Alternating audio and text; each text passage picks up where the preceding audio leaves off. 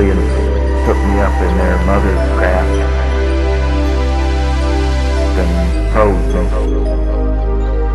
Nobody believed me, but I bounced them down the tape.